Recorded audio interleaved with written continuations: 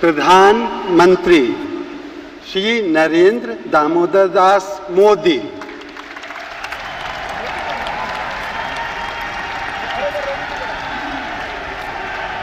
मैं नरेंद्र दामोदर दास मोदी ईश्वर की शपथ लेता हूं। दोस्तों, अंग्रेजी में एक कहावत है, be the change you want to see in this world. So today documentary I am going to show you the biography of a change maker who has transform India over last 10 years, और मैं बोलूँ तो 10 साल में, और hopefully अगले 5 साल में भारत को चेंज करने वाले हैं। लेकिन किसी भी इंसान को समझना हो तो सबसे पहले ज़रूरत होता है उसके दिनचर्या को समझा जाए, उसके अपब्रिंगिंग को समझा जाए। आज इसी कड़ी में हम आपके साथ पेश कर रहा हूँ, मैं यानी Sumit Kumar Singh, biography of none other than the prime minister of India Shri Narendra Damodar Das Modi. So let's go into the detail. कहानी उत्कर्ष की, कहानी एक ऐसी शख्सियत की जो गरीबी और गुमनामी के अंधेरों से निकलकर बना विश्व का सबसे बड़े लोकतंत्र का नायक। 17 सितंबर 1950 को गुजरात के वाडनगर में जन्म लेने वाले प्रधानमंत्री नरेंद्र मोदी भारतीय राजनीति में विश्वास और विकास के नायक हैं, तो वैश्विक पटल पे महानायक बनकर देश और दुनिया को दिशा दिखला रहे हैं। संयोग ऐसा कि जिस देश में अधिकांश भाग में निर्माण के देवता भगवान विश्वकर्मा की जयंती मनाई जाती है, उसी दिन यानी 17 सितंबर 1950 को गुजरात राज्य का टाना जिला, उसका एक छोटा सा नगर वाडनगर, जो इतिहास में कभी अनंतपुर के नाम से जाना जाता था। वाडनगर ऐतिहासिक व्यापार केंद्र भी रह चुका है। मुख्यमंत्री रहते हुए नरेंद्र भाई ने एक कैंपेन किया था जो एक था गुटखा के अगेंस्ट में। गुजरात राज्य में बहुत लोगों को कैंसर से पीड़ित हो रहे थे, वो था सबसे प्रमुख कारण गुटखा। उसके अगेंस्ट में वो कैंपेन करते हुए वो बोलते हैं गुजरात को गुटखा मुक्त करना है, कैंसर मुक्त करना है, और वैसे ही गुजरात से कांग्रेस को भी मुक्त करना है। जैसे गुटखा मुक्त करना है वैसे ही कांग्रेस को मुक्त करना है। मुझे इतनी माताओं बहनों के आशीर्वाद मिले हैं, गुटखा मुक्त गुजरात। तो आज एक और भी शपथ ले लो, जैसे गुटखा मुक्त गुजरात से कैंसर हटता है, वैसे कांग्रेस मुक्त गुजरात का भी सपना ले लो। गुटखा मुक्त गुजरात भी चाहिए और कांग्रेस से मुक्त गुजरात भी चाहिए। 2009 में अन्ना आंदोलन भी था। उस समय रामदेव भी एक कैंपेन लीड कर रहे थे करप्शन फ्री इंडिया को लेके। उस समय बहुत सारे, अगर दिल्ली और इंडिया में देखिए तो लोग सड़कों पे थे, और एक रात बाबा रामदेव प्रोटेस्ट कर रहे थे दिल्ली में, तो वहाँ पुलिस आके लाठीचार्ज कर देती है, लेकिन उसमें कुछ लोगों की मौत हो जाती है। वो एक बॉइलिंग पॉइंट था, और फिर अन्ना आंदोलन जिसने इंडिया को यूनाइट किया। We have to fight against Congress government. भाइयों बहनों, मैं आज बहुत दुखी मन के साथ आपके बीच में आया। मन में बहुत आक्रोश लेकर के आया हूं। कभी कभी मुझे कल रात की घटनाएं जो मैंने सुनी है, देखी है, उसके बाद मुझे लगा कि अच्छा होता आज मैं मुख्यमंत्री न होता, मेरे हाथ बंधे न होते, तो मैं आज दिल्ली के दरबार में जाकर के एक बहुत बड़ी लड़ाई छेड़ देता था। क्या खेल खेला जा रहा है दोस्त? पुलिस आकर पर उस पर अश्रु गैस के गोले फेंके, लाठीचार्ज करें। वहां खून की नदियां बहे? क्या कभी इतिहास में ऐसे जुल्म का वर्णन तक सुना है आपने?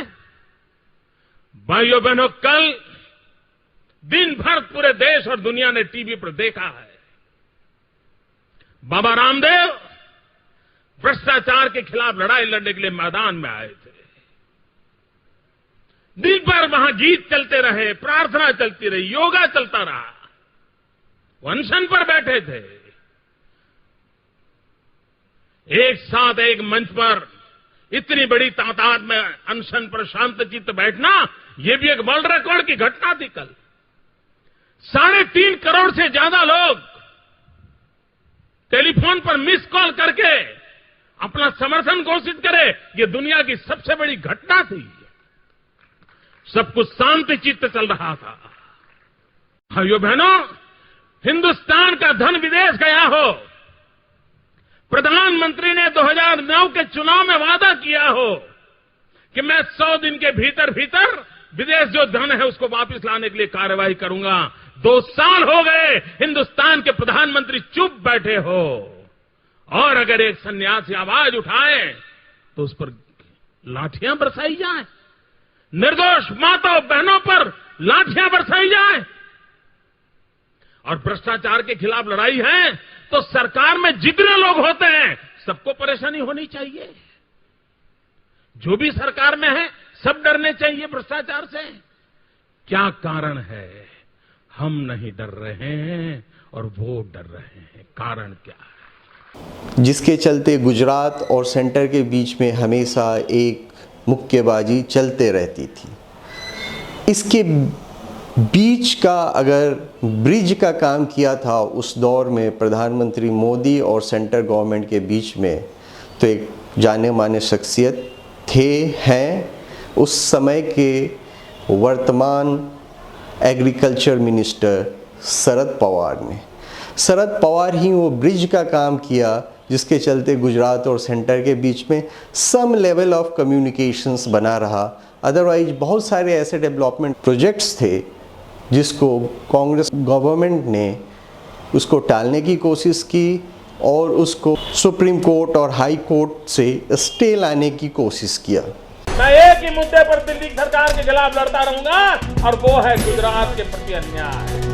दोस्तों, अगर आपको याद हो या पहली बार अगर आप इस वीडियो के माध्यम से उस घटनाक्रम को याद करें, 2013 का वक्त था जब प्रधानमंत्री अभी के प्रधानमंत्री और उस समय के चीफ मिनिस्टर नरेंद्र मोदी को बीजेपी का कैंपेन कमेटी का चेयरमैन घोषित करना था। उसके लिए बीजेपी के अंदर भी बहुत सारे इंटरनल फाइट्स भी थे। फाइट्स यानी कि बहुत सारे लोग रेडी नहीं थे और उसका पॉजिटिव इम्पैक्ट भी था। बट अगर बीजेपी को नेशनल गवर्नमेंट फॉर्म करना था तो एक ही उम्मीद थी, वो थे नरेंद्र दामोदर दास मोदी। मित्रों, भारतीय जनता पार्टी की एक परंपरा है, जब भी लोकसभा चुनाव होते हैं तो उस चुनाव के चुनावी वर्ष में भारतीय जनता पार्टी अपने प्राइम मिनिस्ट्रियल कैंडिडेट की घोषणा करती रही है। इस वर्ष भी 2013 अथवा 2014 में लोकसभा के चुनाव निश्चित रूप से होंगे। इसलिए आज मैंने भारतीय जनता पार्टी के पार्लियामेंट्री बोर्ड की बैठक बुलाई थी इसी विषय पर विचार करने के लिए कि किसे आगामी लोकसभा चुनाव के लिए प्राइम मिनिस्ट्रियल कैंडिडेट के रूप में प्रोजेक्ट किया जाए। संसदीय दल ने यह फैसला किया है कि श्री नरेंद्र मोदी को आगामी लोकसभा चुनाव के लिए प्राइम मिनिस्ट्रियल कैंडिडेट के रूप में प्रोजेक्ट किया जाए। उनको अगर सेंटर में लाने के लिए अगर किसी 2 लीडर का सबसे बड़ा क्रेडिट जाता है तो पहला नाम आता है उस समय के तत्कालीन बीजेपी के प्रेसिडेंट राजनाथ सिंह जी का, और दूसरा किसी का नाम आता है जो कि अभी संसार में नहीं है, पूर्व वित्त मंत्री अरुण जेटली का। ये दोनों लोगों ने एक तरह से बीजेपी के अंदर और काडर के अंदर, काडर ऑलरेडी डिमांड कर रहा था bring Narendra Modi at the central stage, he deserved to be the prime minister of India. He can galvanize the energy of the cadre of BJP. और यहीं से शुरुआत होती है नरेंद्र मोदी की नए अवतार की, एक नया जीता जागता पावर हाउस जिसने इंडिया को ट्रांसफॉर्म किया और जिसने ये सेल्फ कॉन्फिडेंस दिया बीजेपी के वर्करों के अंदर, Yes, we can do it. इतना ही नहीं मित्रों, इस देश में बहुत प्रधानमंत्री देखे और अधिकतम प्रधानमंत्री कांग्रेस गोत्र के प्रधानमंत्री। इस देश को एक ही प्रधानमंत्री मिले जिनका गोत्र कांग्रेस का नहीं था, और वो थे अटल बिहारी वाजपेयी।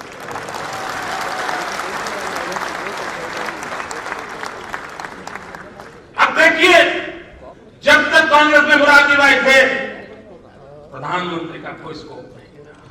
जब तक चंद्रशेखर कांग्रेस में थे, प्रधानमंत्री होने की संभावना नहीं थी। जब तक चरण सिंह जी कांग्रेस में थे, प्रधानमंत्री की संभावना नहीं थी। जब तक वीपी सिंह कांग्रेस में थे, प्रधानमंत्री की संभावना नहीं थी। जब तक आई.के. गुजराल थे, देवेगौड़ा थे, संभावना नहीं थी। और उनकी अपनी ताकत जो भी होगी, कांग्रेस से जब बाहर निकले, वो देश के प्रधानमंत्री पद पर पहुंचने के लिए सफल हो गए। कांग्रेस ने भीतर भी पूरी पार्टी को एक परिवार के लिए समर्पित करके रखा हुआ है, और उसके कारण देश में योग्य नेतृत्व पनप नहीं रहा। मित्रों, इन सारी समस्याओं की जड़ों में कांग्रेस की ये विकृतियां हैं। जड़ों में जो विकृतियां हैं, भाइयों बहनों, भारत के सार्वजनिक जीवन के लिए कांग्रेस एक दिमक की तरफ फैल गई है, और भारतीय जनता पार्टी के कार्यकर्ताओं को दिमक को खत्म करने के लिए कितनी मेहनत पड़ती है हम जानते हैं। जैसे कि मैंने आपको बताया, सेंटर और गुजरात स्टेट रिलेशनशिप अच्छे लेवल पे नहीं चल रहे थे, और over the period of time Narendra Modi ने ये रियलाइज़ किया कि गुजरात के अंदर बहुत पोटेंशियल है, लेकिन इस पोटेंशियल को यूटिलाइज कैसे किया जाए, इसके लिए उन्होंने बीच का रास्ता अपनाया कि जहाँ पे सेंटर इन्वॉल्वमेंट भी ना हो और हमारे स्टेट का तरक्की भी हो। और वो बीच का रास्ता था वाइब्रेंट गुजरात, जहाँ वो इनवाइट करते थे top business leader, not just in India but across the world. और उसने उनका एक तरह से इमेज मेकओवर किया कि ही कैन ट्रांसफॉर्म गुजरात, और उसका इम्पैक्ट भी दिखा, so that he can transform the India. तो एक कॉन्फिडेंस लाने की बात थी इंडियंस के अंदर कि the leader who has deliver state level पे इन्होंने कर लिया है, तो अगर उनको नेशनल लेवल दिया जाए तो ये और भी ज़्यादा कुछ कर सकते हैं। वही वाइब्रेंट गुजरात में बहुत सारे लीडर ने आके नरेंद्र मोदी को प्रेज किया, the way he is supporting the industry, which in turn helping the state of Gujarat तरक्की के रास्ते पे।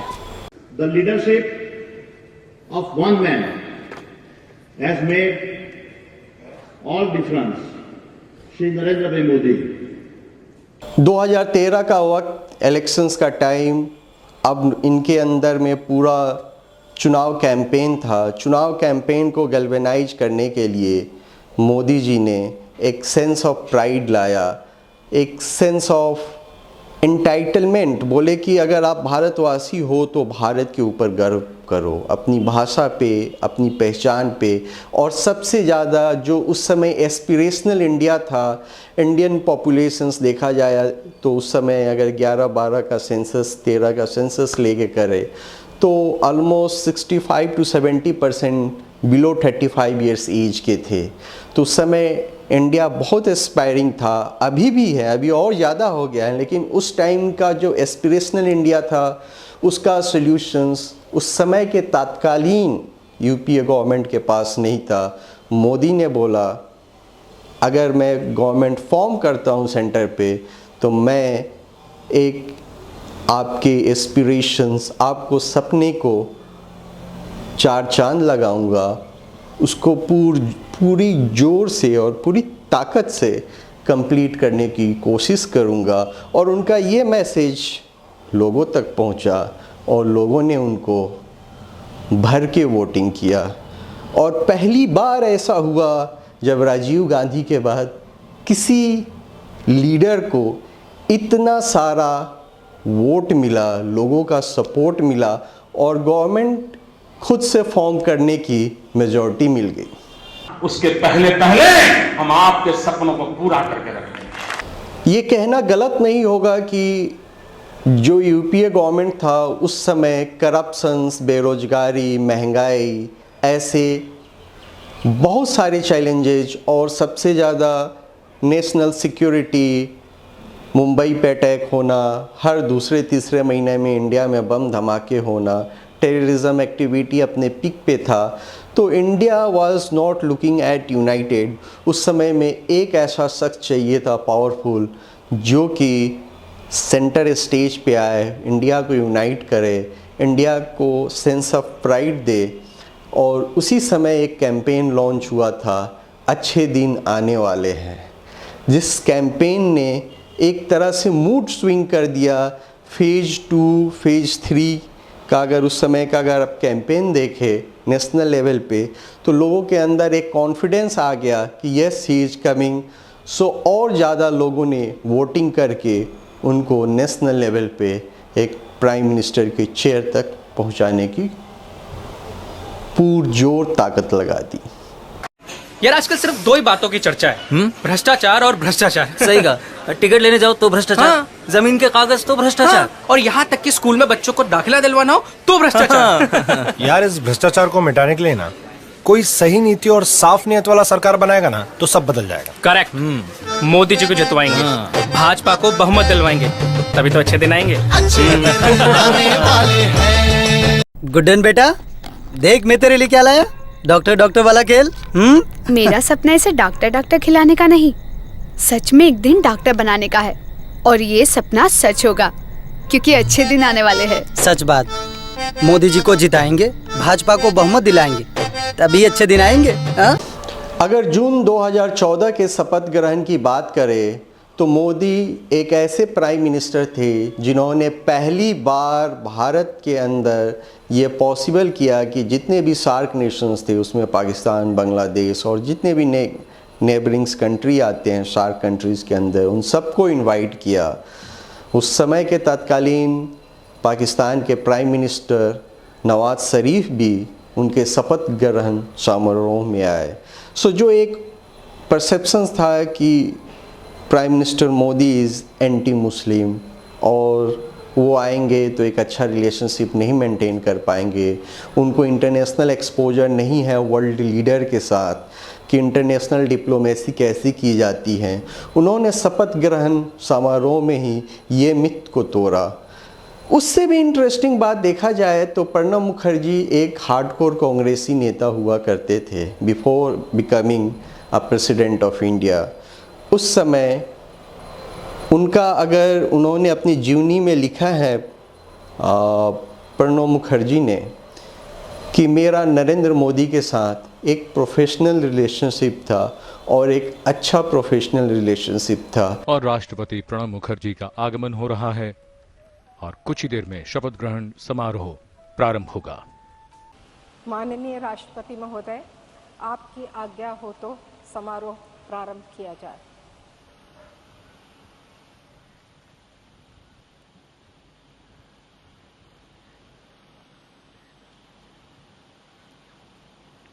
Prime minister Shri Narendra Damodar Das Modi.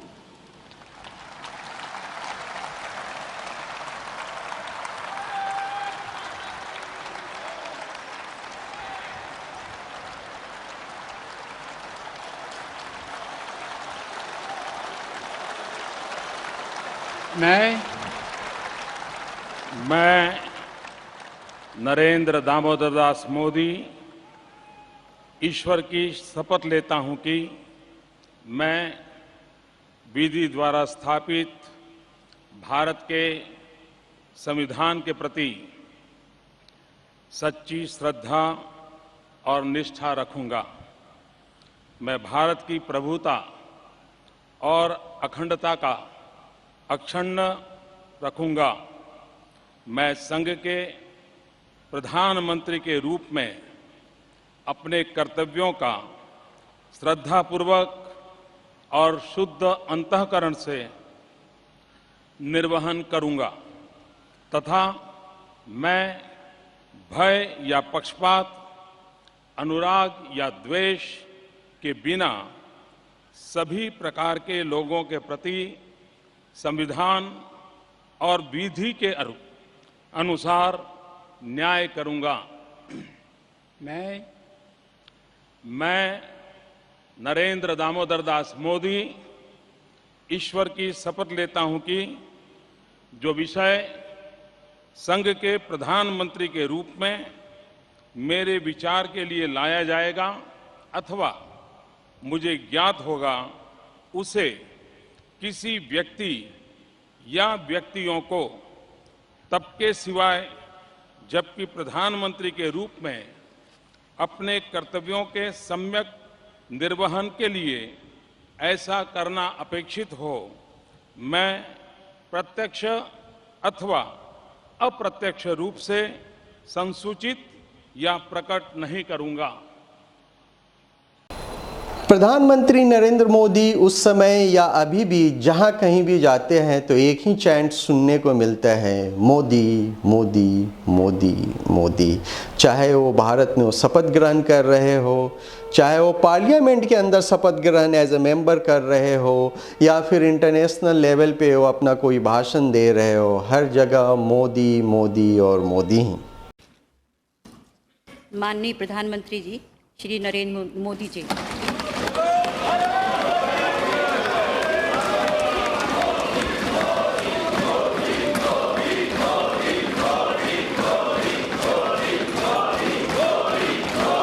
मैं नरेंद्र दामोदर दास मोदी जो लोकसभा का सदस्य निर्वाचित हुआ हूं, ईश्वर की शपथ लेता हूं कि मैं विधि द्वारा स्थापित भारत के संविधान के प्रति सच्ची श्रद्धा और निष्ठा रखूंगा।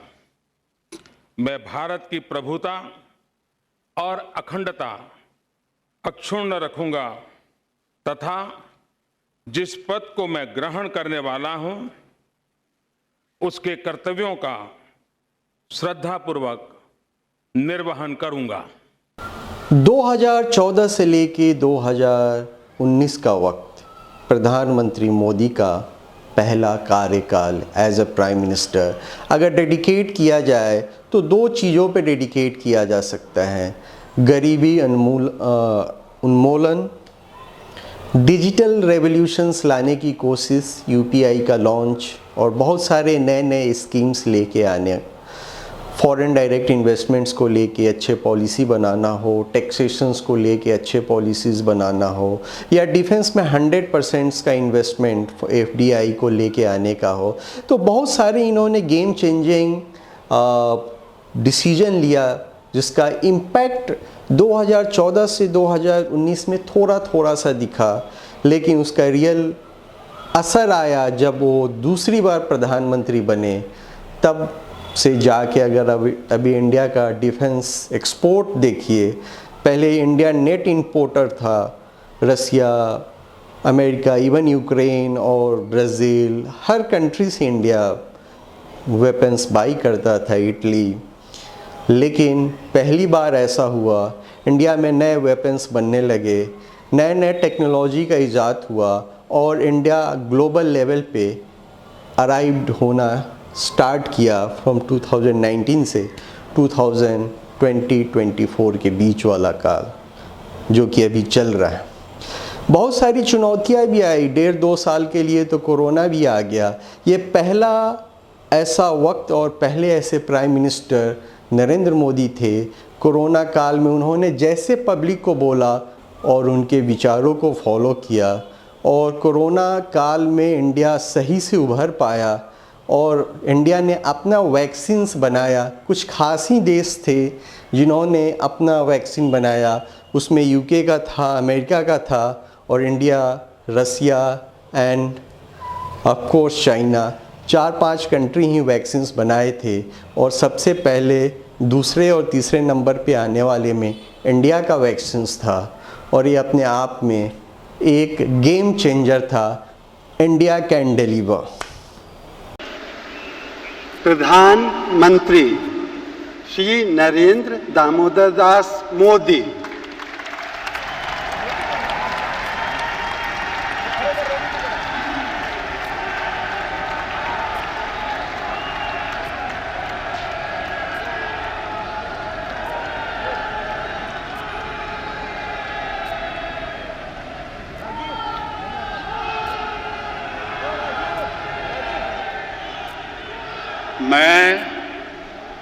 मैं नरेंद्र दामोदर दास मोदी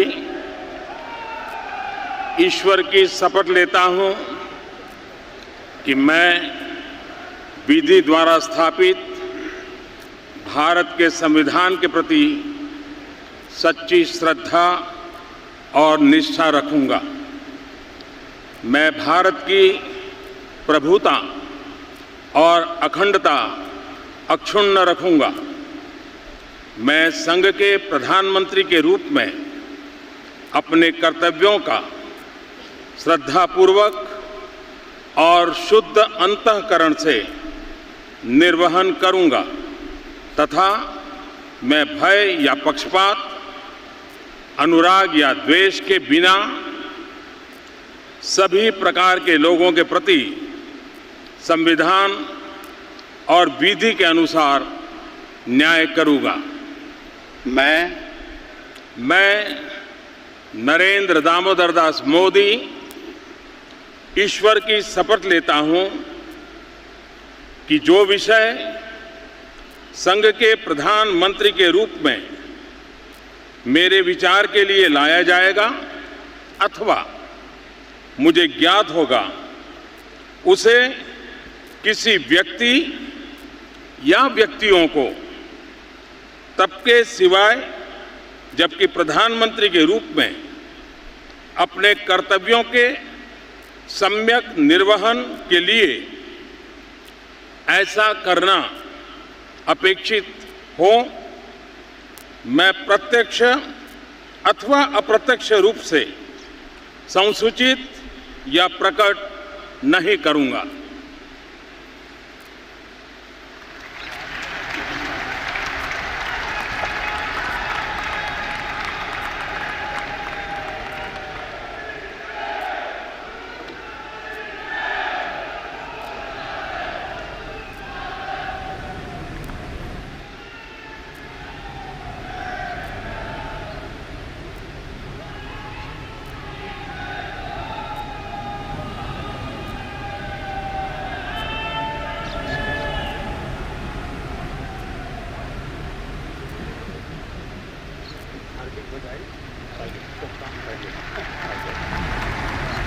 चलिए बात करते हैं बॉलीवुड की।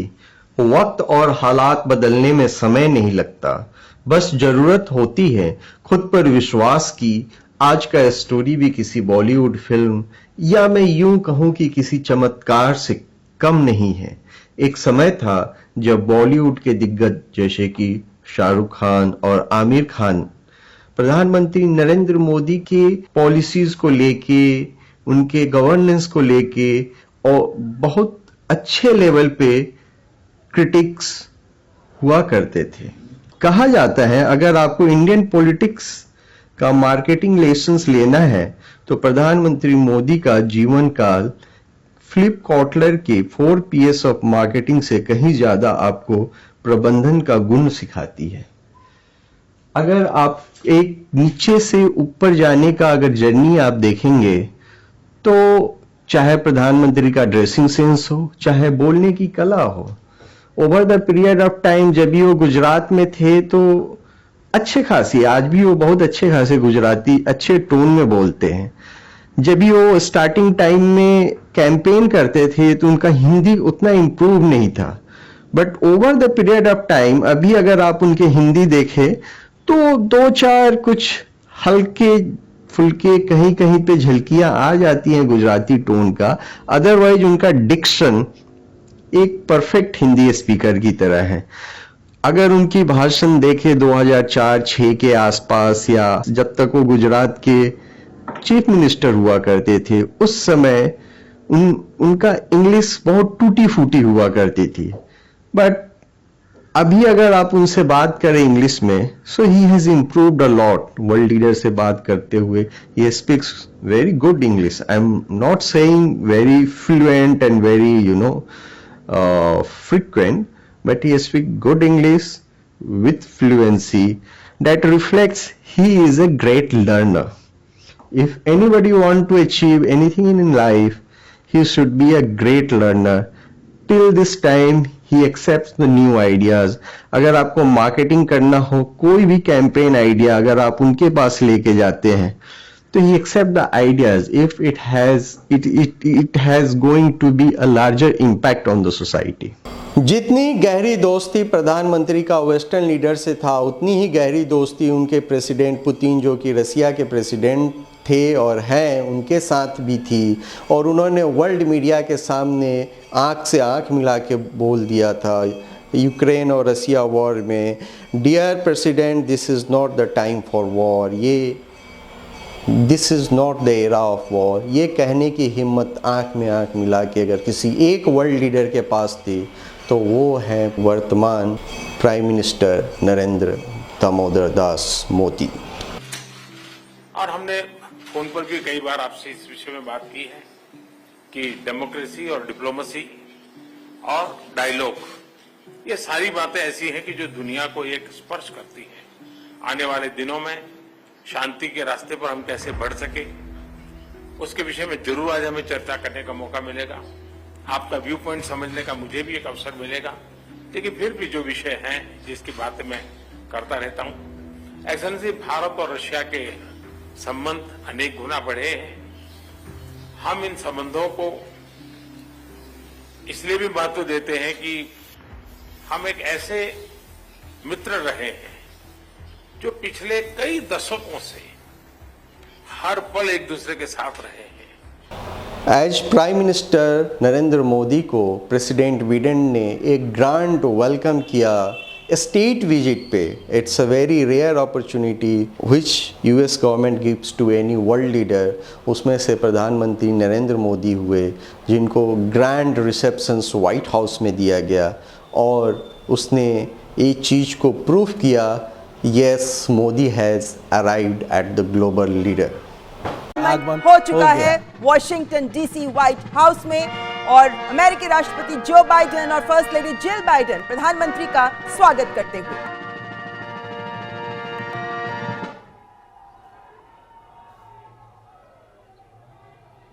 सबसे पहले अपने मंत्रिमंडल और विशिष्ट मेहमानों के साथ प्रधानमंत्री का परिचय करवा रहे हैं राष्ट्रपति जो बाइडेन।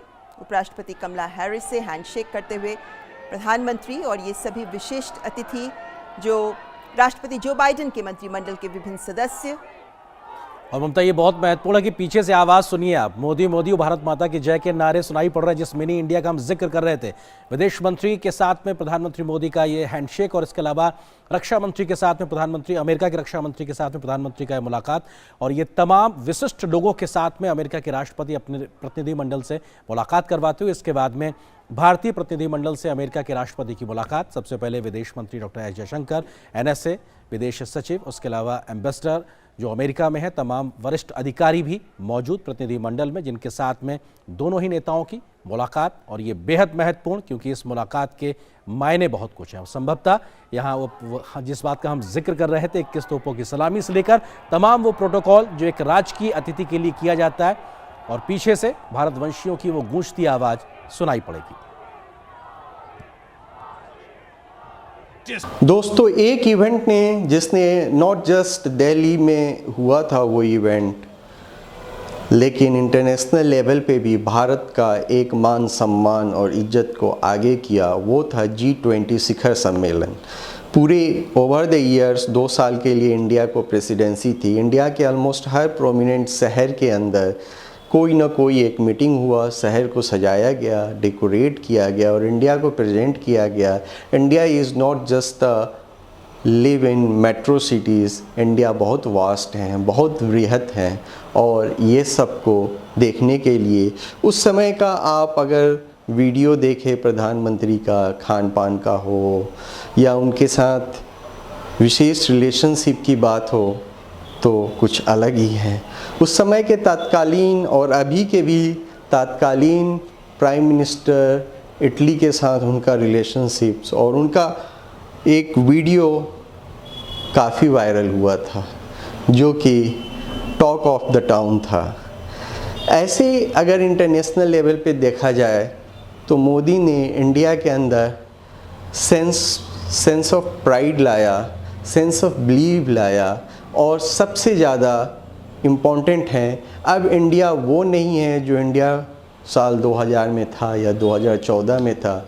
इंडिया का थिंकिंग, इंडियन का यूथ, इंडिया का माइंडसेट, इंडिया का एस्पिरेशंस, इंडिया का पावर, इंडिया का थिंकिंग और इंडिया का जद्दोजहद और इंडिया का एक फाइटिंग कैपेसिटी ये चीज़ को दर्शाता है।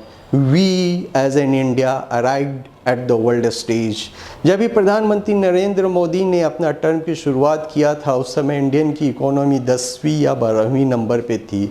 आज जो उनका सेकेंड टर्म कंप्लीट होने को है, अभी इंडियन इकोनॉमी वर्ल्ड की 3rd और 4th लार्जेस्ट, 5th लार्जेस्ट, अभी 5th लार्जेस्ट इकोनॉमी में है। But he is promising I can make it happen at number 3 in next 5 years. आप लगातार पढ़ते भी हैं और देखते भी हैं कि भारत दुनिया की सबसे तेजी से बढ़ती हुई अर्थव्यवस्था है। भारत इस दशक में टॉप 3 अर्थव्यवस्था में शामिल हो जाएगा। मेरे देशवासी, मेरे परिवारजनों को ये मोदी गारंटी देता है। साथियों, किसी भी अर्थव्यवस्था को आगे बढ़ने के लिए ये जरूरी है कि देश के हर सेक्टर का विकास हो। फूड सेक्टर से लेकर के फार्मा तक, स्पेस से लेकर के स्टार्टअप तक। जब हर सेक्टर आगे बढ़ेगा तो अर्थव्यवस्था भी आगे बढ़ेगी। दोस्तों, आज का ये डॉक्यूमेंट्री बायोग्राफी आपको कैसा लगा? आप अपना सुझाव और फीडबैक हमें कमेंट बॉक्स में शेयर करें। मैं इसी वादे के साथ आपसे विदा लेना चाहता हूं कि मैं और भी सारे बायोग्राफी और डॉक्यूमेंट्री आपके साथ पेश करूंगा। एक शख्सियत, ऐसे शख्सियत जिन्होंने not just a business, entertainment या और सब भी डिफरेंट ऑरा पे इंडिया को ट्रांसफॉर्म किया, एक महत्वपूर्ण भूमिका निभाई। बहुत सारे बायोग्राफी आने वाला है। So I hope you subscribe to this channel. तब तक this is Sumit Kumar Singh saying thank you, नमस्ते। अपने और अपनों का बहुत ख्याल रखिएगा।